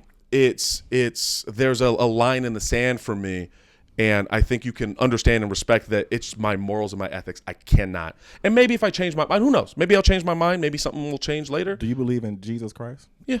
Do you think he died Yeah. on the cross Yeah. with intention for your sins? Huh? Okay, so you're a Christian. Okay. Say it, bro. Just I'm good on say that. it, bro. I'm good on that. You just said it. I'm good on that. Because I also believe the Buddha. What about it? I believe that Buddha existed. I believe that Buddha was if I remember correctly, a prince. I believe that he lived a life of luxury and complete convenience, and then one day was confronted with the horrific life, like the world. I believe that the Buddha dropped all of this convenience and riches and this beautiful life to go realize the evils of the world and meditate on it behind the fucking tree for 60 days or however many days it was, and became the Buddha we know today. I believe that. I believe that. Would you go and like put a Buddha on your thing and like kneel to it and like pray to it? Oh yeah, I've done that. I've done. I've gone to Buddhist church for a little bit, or Buddhist temple for a little bit. Yeah. So at the end of your Buddhist prayer, you were like, "Thank you, Buddha. I appreciate all your help." You don't really. That's not how you approach. I understand what you're saying. That's not how you approach it. But when I'm in that church, I'm respectful, or the temple. I'm respectful of the temple's processes, and I'm going along with that temple's processes. I gain something out of that. When I'm in a good quality church, or a youth group, or not a youth group, I'm old now, a Bible study group, I respect I respect the approaches of that group and how they're going to do things, so I'm going to follow how they do things in this group. I get something positive that fills my soul and is for me. And so the reason I can't call myself a Christian is because I do get something out of that Buddhist temple. And it's not to impress you or to make you feel comfortable, it's for me. And I can't, because of these mixed belief systems, I can't just say, well, I'm just a Christian, because that's not quite it. The believer is a better way to describe me, which is why I go under that monicum. So there is more to it than simply, I don't fuck with this group generally, and I don't want to be associated with it. That's a piece of the pie, but it's a little more complicated for me than that. Okay. Niggerification? Of America, baby. We're here. What are your thoughts? What's going on? You want to give some context? Well, yeah. So I guess to encapsulate. You stood up. Oh, yeah. Gotcha. To encapsulate, I guess, my peace in life. Do you want to give context or no? Mm-hmm. Okay. It's all. Okay. I'll get into it. Is so Kendrick, you got a poster of him. It's on TV off, right? Okay. That's kind of been my thing before the song came out. It's like, bro, you kind of got to turn the TV off. Like the TV on, figuratively, the TV of just listening to a bunch of outside worldviews, perspectives, opinions. It will lead you to more confusion. So turning the TV off will allow you to really dig deep and just be one in oneself, period. Moving forward, the white lady whose name I don't know, we don't have to say it. It doesn't matter. It doesn't matter. I'm not surprised by it. The fact that this person was given a platform and has a platform and is able to perform at whatever comedy club they choose to, because I think most people are racist. So a person having racist ideals, when comedy clubs, when they tell you basically to your face, as us comedians, we're on our journey and we're trying to advance and blah blah blah, and they constantly tell you, we just want to sell tickets. All we care about is the money. Shit, that we don't care what you're talking about on stage or who you are as a person. We just want, what's your followers? Then there's no basis for ethics in that because your God now is money. So if this person was like, hey, I'm coming to do the comedy club, and you're like, hey, they could sell out the show. And that's what they'll care about. Now, I'm like, I was not one of the people that's like, she shouldn't be able to do the show. Let the bitch do the show. Let her do it. It's just not going to stop her from doing comedy. Let her do the show. But there are consequences to your actions. So my thought frame was, okay, shout out to all my white comedian friends that stood up and were great allies. Just go beat the bitch ass, bro. That's my answer to it. Just go beat her ass, bro. She's never going to stop being racist. She's a racist piece of shit. That's okay. I don't hate her because of it. I just think that's who she is. We'll probably never have a conversation. I think a lot of comedians here in Chicago are racist, whether it be covertly or overtly. I think they have a lot of racist ideologies. You watch Roast Battle, like it's a bunch of, it's just a lot of but like these are our peers, right? Yes. Like I don't hate them. Like I'm like, hey, you are who you are, and I think you should be able to be who you are. But there are consequences to these actions. Back to me having a son, and I know what you're doing, and I can only tell you so much. But there are consequences to these actions. You can say whatever you want to say. The First Amendment is what? Freedom of speech. The Second Amendment is what? You better have a fucking gun on you because there are consequences. So remember earlier when I said that they're going to have people who voted for him and all that, all of those people are going to have to learn a lesson. That this is a moment where I think white people need to. I don't think one black person should have to say anything. I think we have earned our right to step back and let white people call out white people. When you're going back to the ally stuff, and that no, she can. I agree with you. Consequences. She can do all that stuff, and I think it's up to white people to call out other white people so that at the very least they don't feel so comfortable in doing that stuff. And that's not my business. That's their business, and they're going to have to. Because I'm not surprised. I'm not shocked. I'm not even upset at it. It's hard to I'm so numb to it. When you get called a nigger to your face and they're like trying to beat you up, when you see it on a Twitter thing, I'm like, well, yeah, of course that's what they would say.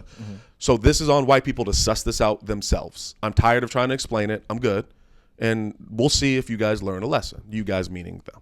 See if they learn a lesson. See if they figure that out on their own. And if they don't, well, I guess I'm good because I'm taking care of my people, and I'm good then. If they don't follow, if they don't learn, repercussions will happen, whether it be moral and ethical in the real world, whether it be physical in the real world, or to go to spirituality, maybe something will get learned when she dies. I don't know. Maybe a lesson will happen there.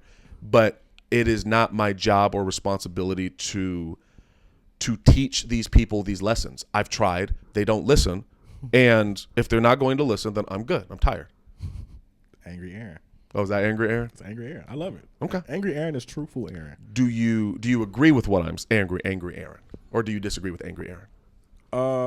No, I agree with that. I have no interest in teaching white people or anybody anything. I'm very vocal with what I believe is right and wrong. But I have no interest in teaching people. I think the whole concept of allyship is oftentimes a bunch of bullshit as well. It can also be used. White people are very manipulative. Their culture is manipulative. So they use something good like allyship and they twist it into something bad. Yeah. The phrase "all lives matter," in theory, yes, all of the lives matter. But Siri.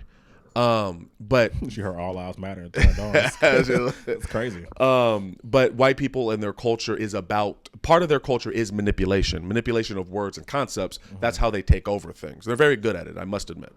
And so to me, it's allies in that same category of like, you can be an ally and I can like you, but you can also take ally and twist it into something and use it as to your advantage. So yeah, can I say one thing? Okay. This is kind of off topic. Oh boy, but not really. Okay. So I don't watch this show because I'm a straight man. But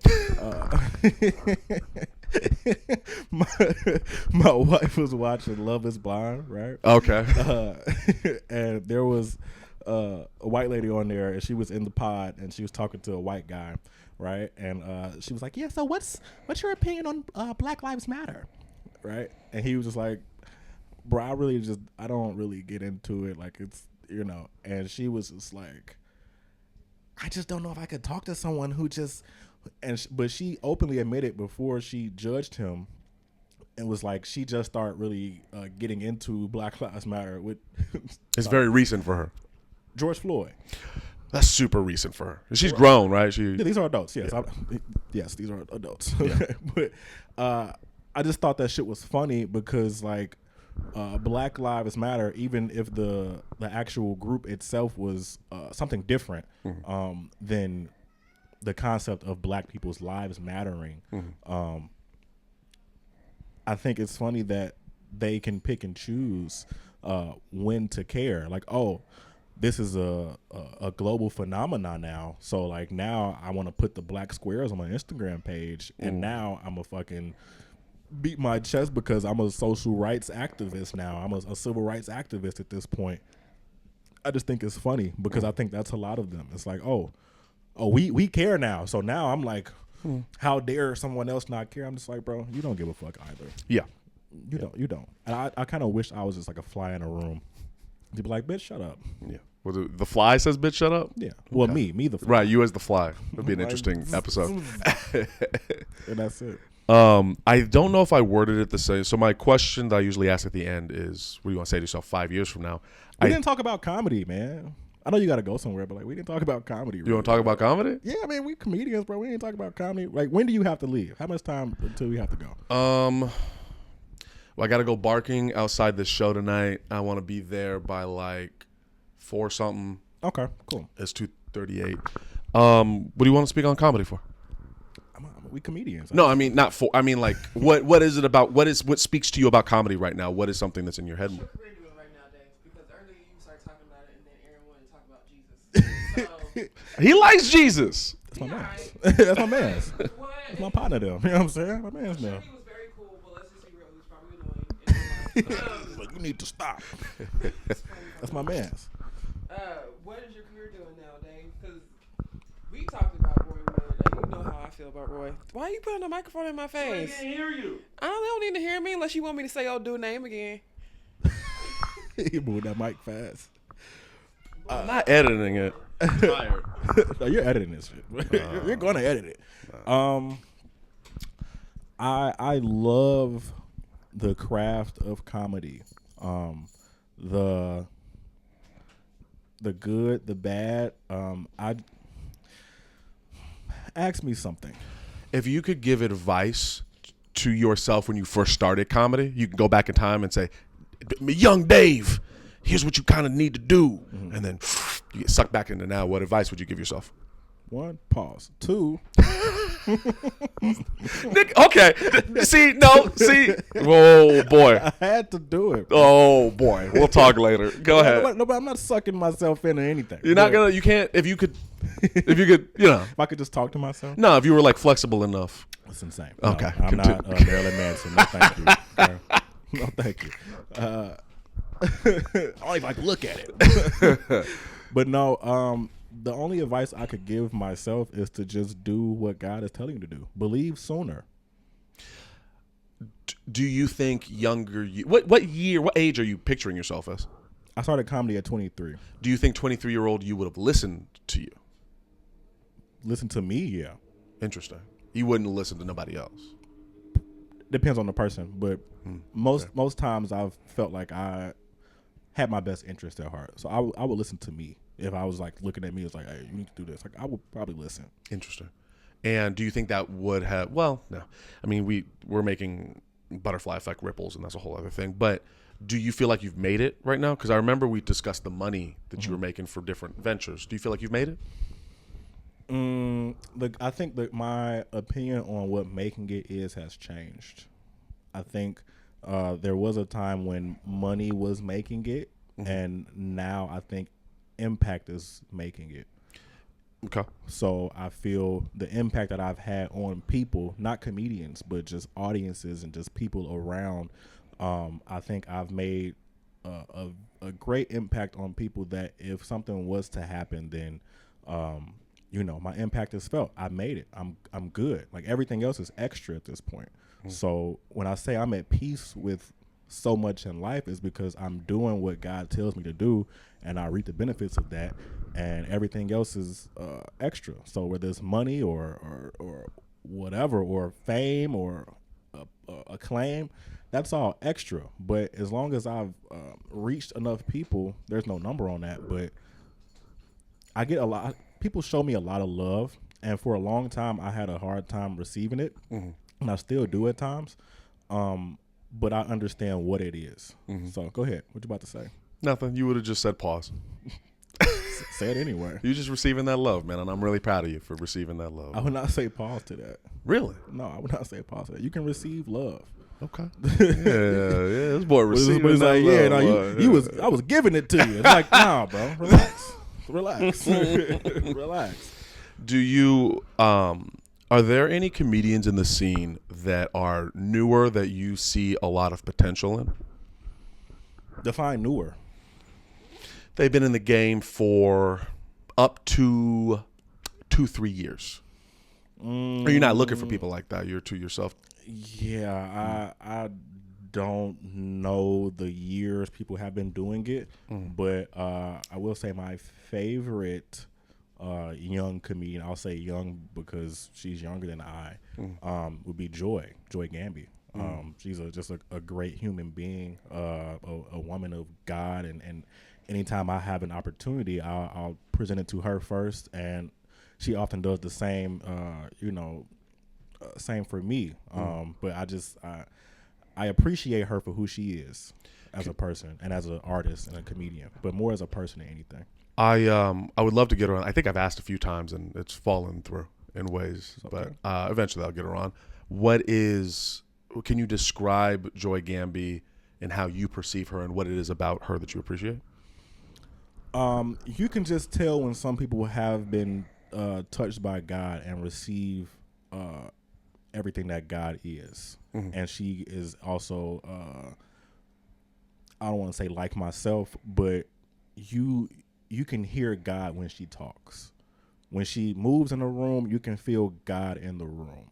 When I see her or watch her on stage, I'm like, yeah, that's not necessarily Joy doing that. Like, God is in control there. Some people you can look at and it's like they're just doing whatever. But there are certain people like Joy that I feel like God is really moving through her, and I just really appreciate it. And I love her for that. And is there any comedians that I hate? Oh man, I'm just playing. if you want to go down, the Bob Keane route, we can do that. No, I don't hate any comedians, bro. Really? No. I don't leave the house enough, bro. No, fair enough. I don't think them being comedians or disassociation, bro. Right. I got mouths to feed, so it's just like we can do this show and never speak. Okay, I lied. I did lie. Okay. There is one comedian that I don't hate him. Do you want to write it down instead of saying it out loud? It is not. It is not. I actually have no problems with him, but that's because I don't have problems with most people, but this one person, I can't even think of his last name. Damn, what is? Black, white, Mexican? Oh, he's white for sure. Okay. Younger? No. Older? North side? For sure. For sure. I can't think of his last name. If you promise to beep this, I'll say it. Just write it. Okay. Because he's not gonna too beep much. it. Yeah. He's not gonna. Maybe he will. It's just so much energy to do that. Damn. I really don't think of his last name. I can't think of his last name. Yeah, that shit's generic. You could have just said that name and I would have had no. I cannot think of his last name. Oh my God. He's white though. He's white? Yeah. What's he look like? Fat. Fucking- I assume fat. I mean, like comedian fat. So like alcoholism fat. Like he's not like obese or anything like that. Interesting. Fucking hick. Just. I hope you pull it up. I'm gonna find it. I'm really blanking on his last, but I'll say, he's probably the only person who Him? I don't know. No, he's cool. He's cool as hell. Okay. Damn. Maybe him. maybe it's not his name. Maybe it's something else. No, he's a great guy. Yeah, man, I don't know. Fuck. You'll figure it out. Yeah. As soon as the camera goes off, you'll whatever. But I'm what? gonna look through the comedy group on Facebook. What about him? We had like a little tiff. Did I block him? Maybe. We had like a little tiff a while ago, like years ago. I maybe was a year or two into comedy. That's many years ago. Yeah, it was very early on. He's a person like a lot of white people, a lot of white comedians. They, let me say this: the thing, like we were talking about things you hate about black people. Mm-hmm. The thing I probably dislike most about white people, racism aside, is the constant need to. Well, actually, I hate that shit. I hate that. Because I talk a lot of bullshit. I play around a lot. I don't need the well actuallys because you're not smarter than me. It's not that serious. It's not that serious. But this occasion, this guy, I don't even remember what the conversation was. It was online, and he just was in my comments leaving paragraph on paragraph on paragraph. And, you know, I'm responding back, paragraph, blah, blah, blah. I'm just talking shit or whatever. And eventually he apologized in my DM and was like, hey, brother, like, I don't want. Did he say brother? Probably, yeah. Oh, That's their favorite thing to do. Is like, hey, brother, that was wrong of me. Blah blah blah. I don't want this. It's the worst. It's like I don't want this to like we can still, do shows together and like be cool and be cordial. And I'm like, hey, if you ever speak to me again, I will smack the shit out of you. I never want to talk to you again. Can I ask, because for a guy who is pretty indifferent to most, I know you say you hate everything, but it really seems to come down to like indifference to most things. What did he do? Like that's a big deal for you. Yeah. Trying to sun me is because maybe it's a power thing. I don't want humans to feel like they have power or control over me. Do you have any older male figures in your life that you would feel like, no, this is a respectful, in good faith type of sonning? Where they're like, my dad. Right. Do you have uncles or older? Are there any older comedians that maybe, if Roy Jr. was like, hey, man, young blood, I got you. I don't know. He does not talk like that at all. But if a famous comedian were to say, I got you, let me teach you things. That's fine because your intention isn't to like sun me. Gotcha. Your intention is to help me and to inform me and to be a guide for whatever that is. But if your intention is to try to shit on me under the guise of informing me, that I have a problem with. I am having that issue in jiu-jitsu right now. With your sensei? No, exactly. That's the. Didn't mean to bring up any trauma. I'm sorry. No, I'm good. The sensei, the guy who's teaching, is the guy who's teaching. And but there's another guy. There's another guy who he knows what he's talking about. Doesn't matter. Right. And so we don't have too much time and the battery's going to die eventually. So we'll put that for later. But I understand what you're saying where it's less about wanting you to get better and it's more about making them feel good by pushing you down. Yeah. And if I don't ask, shut the fuck up. Right. Ooh, right. Right. Oh, yes, correct. Can I get an amen? There we You go. are correct, sir. Yeah, if I don't ask you, then shut the fuck up. Right. I will ask. I literally called Roy last week and we had a nice conversation because I need some advice about something. We need to talk about that. We will, for sure. For sure. But Oh, now you want to talk some shit off the camera. Interesting. I'm not talking shit. The person, I understand the someone trying to school me type of shit because that happens to me too often. Your little fat ass white friend that tried to do that to me in front of all those people. I don't like to me that's I walk away from things because I'm going to smack the fuck out of you. yeah. I'm going to do it. And that's not me as a person. But if that's the reaction that you desperately really want, then I'll do that for you. I will appease you. If you really want me to smack the fuck, that's fine. And I promise that person has said one phrase to me since then, and I just looked at him and he's never spoke to me again.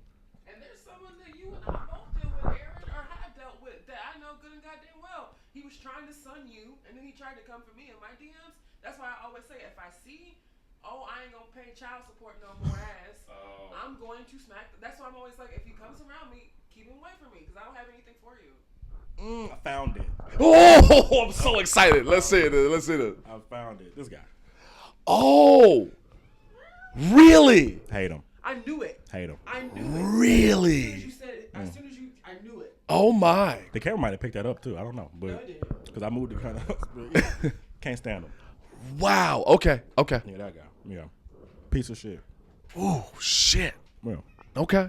Well, I'm like, I couldn't think of his last name. Yeah, that's it. Because I actually have a nickname for that name with another friend of mine who, like, I've expressed this conversation to about. Okay. But yeah, fuck him. Okay. I'm trying to be balanced with how I respond to this.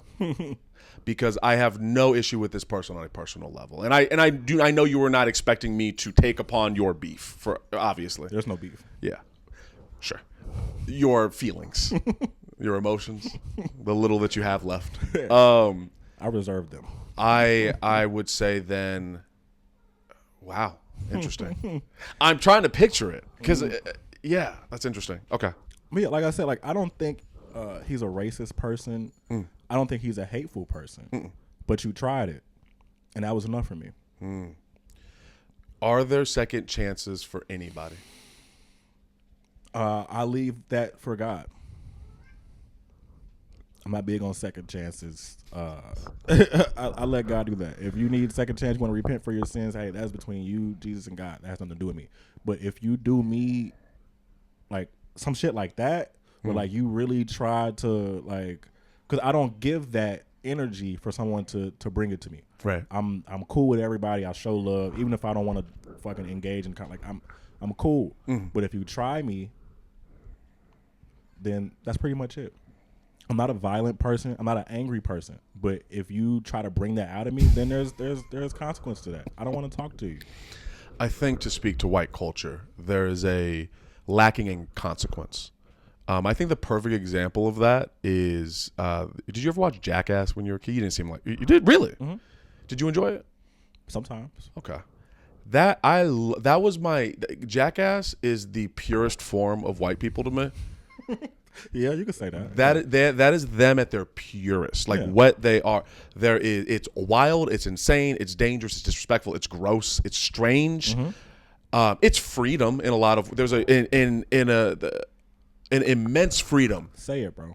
Say what you want to say. I'm not saying it. Say it. Bro. I'm not saying say that. It, bro. I'm not saying it's that. Gay. No, it's gay. They be stapling each other's nuts and shit, bro. It's gay. That's not gay though. How is that not gay? Because that's dangerous and crazy and stupid, but it's not gay. It's very gay. It's very gay. It's very gay. Like, hey, take off all your clothes. I'm gonna put some honey on it so bees can sting you in the nuts. That's gay, bro. Like, that's fucking gay. I don't think they'll suck each other's dicks, but you might. That would be gay. No, that's homosexual. Yes, but that's so. I have no interest in ever seeing your nutsack, Aaron. That's fine. But I think white people are inherently gay. Homosexual or gay? Gay. Okay. So, this is it's tough because I understand the distinction. They play dick tap games and shit, bro. Like, that's gay, bro. Like, why are you touching my nuts, bro? Chill. How about this? It's fucking gay, bro. Sorry, you got gay friends. You say you sorry? Hey, you said that, bro. Y'all heard him, bro. Y'all heard him, bro. He right here on North Side of Chicago. Bro. Oh, God. I was talking to some comic who was saying that, and this is probably why this is why I'm more lenient with black people and homophobia, is that generally speaking, not all the time, but generally speaking, the homophobia comes from a more playful place. That in the fact that the way I understand the distinction you are making, I would say less. I wouldn't say for me. I wouldn't say gay. I would say weird. Okay. I understand the distinction you're making, and the word I would use is weird. And the reason for that is respect for the LGBT community and the things. And obviously, I understand that LGBTQ and black and those types of traumas are different. But if I'm to make a comparison, you know, there's so many little boys and girls out there who are questioning their sexuality, and people call shit gay. And I understand the distinction you're making, and they are like having internal struggles because of that, and I don't think that's appropriate. In the same way that growing up, when white people, well, you're not like the rest of the, you know, you're not like one of them. It's like you're fucking with my head, and that's really fucked up. And I know you think that this is fine, but it's not. Black people do not approach homophobia in the same way that white people. Like white people do what I'll say weird, what you would say gay, right? Yeah. But then when you meet the ones that are homophobic, that really don't like gay people, it's on another level. It's not like the way you're saying, oh, that's gay. Like, it's a whole other thing. And I would say that's where my leniency comes from for black people in homophobia, is because generally speaking, the approach to it is more playful. Yeah. Yeah. So you're going to beat him up, or what are you going to do? As long as he never speaks to me again, we'll be fine. Would you really hit him? Probably smack him. Do you worry about the legal consequences of that? Not in the slightest. Why not? Can't control that. I mean, by not smacking him, you could then not then. What would happen? Like, am I going to serve life in jail? No. I think you would get probably some time. pay a fine. I'll probably. I don't think he's the kind of person that's going to call the police on someone. That's fair. That's true. That's definitely true, based off of what his belief systems are, from what I understand of them.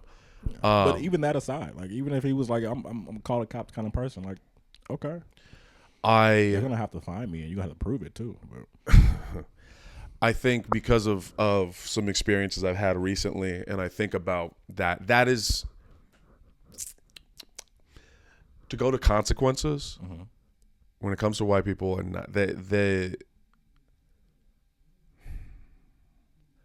I think about I have shit to lose. Same. Trust me. Same. Yeah. And I mean, you have like a kid, but I have a cat. Yeah, I got a cat too. Oh, you had a cat? I got a cat, kid, wife. Man, you got some shit to lose. Property. Like, I have things that matter to me, which is what matters to me. But disrespect is important too. Well, respect is important, and the lack of it, I've never been very tolerant of it. I've had a number of fights growing up. I haven't had a fight in probably 20 years, but they were all stemming from what I viewed as disrespect. I've never initiated a fight. I don't initiate anger. It's just a response. And I know that me personally, I can control my emotions to a point. Yes. And it's a very large point. Like, it's hard to get there. But when I'm there, I'm sorry. So I probably wouldn't shoot him or something like that, because that's overboard. But I'll probably, put my hand around his neck and be like, hey, bro, don't ever fucking talk to me again. Something like that. Very peaceful. It's very calm. I'm calm, bro. I don't want to sweat, okay? I put my hands around his neck. Just peacefully. Hey, bro, chill, okay? Relax, and that's it.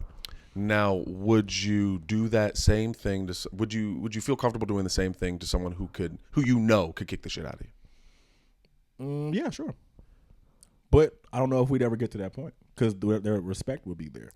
That's something. Okay, yeah, that's something I've noticed. We'll talk about it. Whatever. I had a moment recently. I don't know if you know about all the drama, but I feel like I heard something. But yeah, I had a moment recently, and was going to destroy a man. And he was very scared. Like, it was one of those situations where, like, like, oh, this isn't even going to be hard. I'm not going to get a scratch on me unless I fall wrong while putting him in a chokehold. Yeah.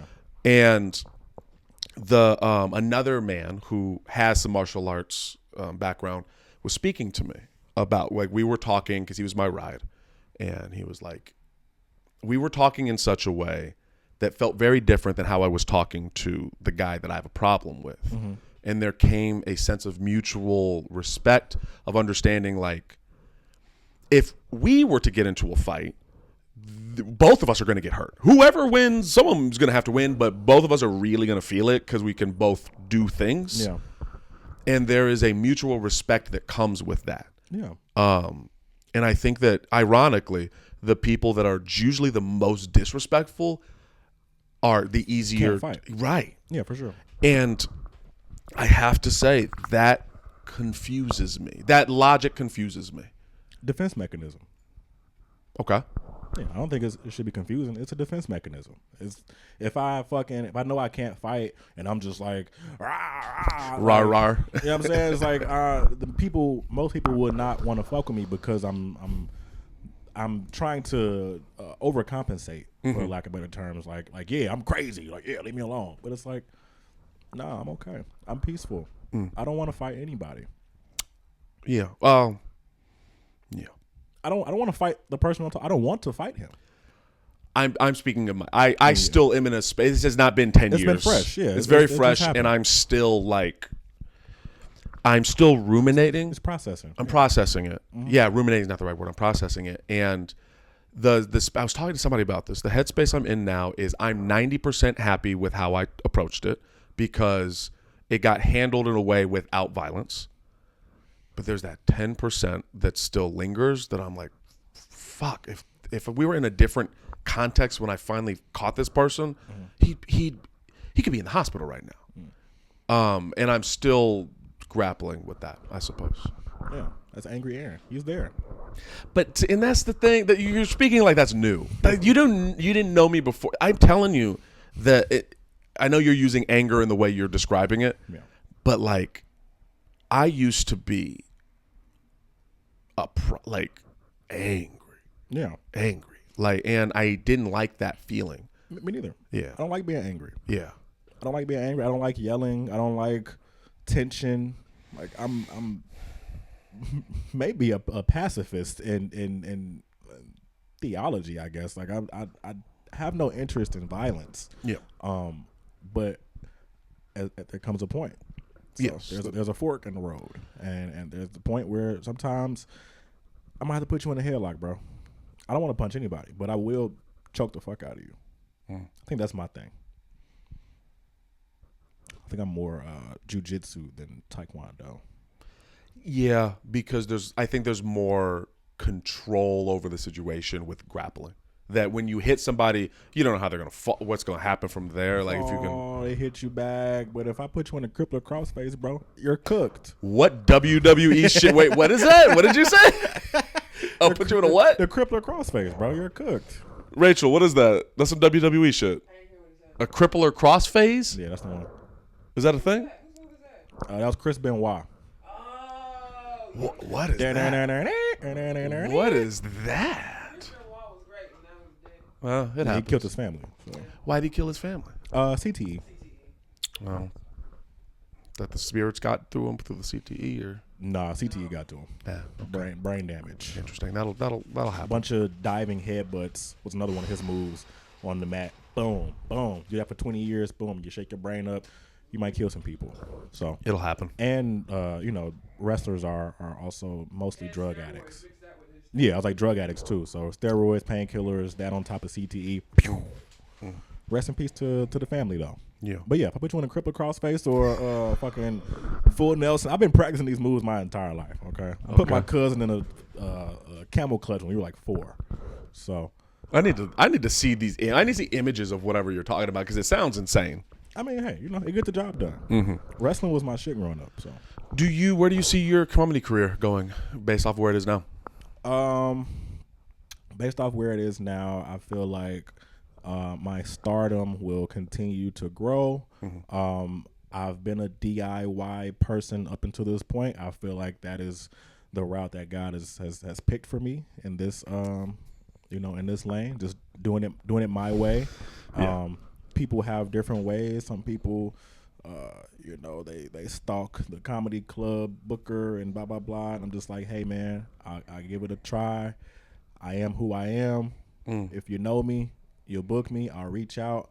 I'm not forcing any issues. except my goal is to reach the people, not comedians. So, yeah, bro. As long as I just keep stacking wins, I'll be fine, bro. I just want to just be I don't really care about being a star, but I feel like that's what is being called of me. So I'll continue to do that. The battery now is blinking. Okay. So I want to ask this question because I think it's important.